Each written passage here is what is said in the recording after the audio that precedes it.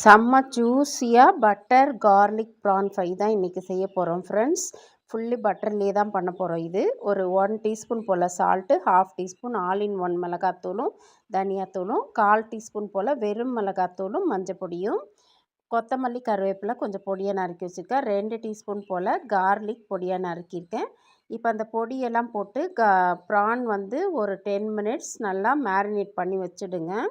ஒரு ஃப்ரை பேனில் ஒரு 3 ஸ்பூன் பட்டர் எடுத்து நல்லா மெல்ட் ஆக விட்டுட்டு, அதுக்கப்புறம் அதில் கார்லிக்கை போட்டு நல்லா ஃப்ரை ஆகி வரட்டும் கார்லிக்கு. அதுக்கப்புறம் தான் வந்து நம்ம ப்ரான் சேர்க்க போகிறோம். ரொம்ப சிம்பிளாக உங்களுக்கு 10 to 15 மினிட்ஸில் அது வேலையே முடிஞ்சிடும். இது வந்துட்டு நீங்கள் ஃப்ரைட் ரைஸ் அது மாதிரி இல்லைன்னா கீ ரைஸ்க்கெல்லாம் வந்துட்டு கீ ரைஸ்லாம் பண்ணும்போது அதில் மேலே போட்டு சூப்பராக சர்வ் பண்ணி சாப்பிடலாம். செம்ம டேஸ்ட்டாக இருக்கும் ஜூஸியாக.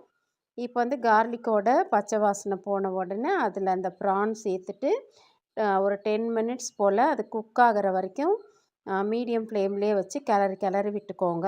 கலர் சேஞ்ச் ஆகி செம்ம வாசனையாக வரும். ஒரு 10 மினிட்ஸ் வந்துட்டு அது நல்லா குக் ஆகி வரட்டும். இந்த மாதிரி சூப்பர்பான ரெசிபியெல்லாம் வந்துட்டு நீங்கள் உங்கள் ஃப்ரெண்ட்ஸ்க்கும் ஷேர் பண்ணுங்கள். சப்ஸ்கிரைப் பண்ணாதவங்க சப்ஸ்கிரைப் பண்ணுங்கள். நீங்கள் கொடுக்குற சப்போர்ட்க்கு ரொம்ப நன்றி.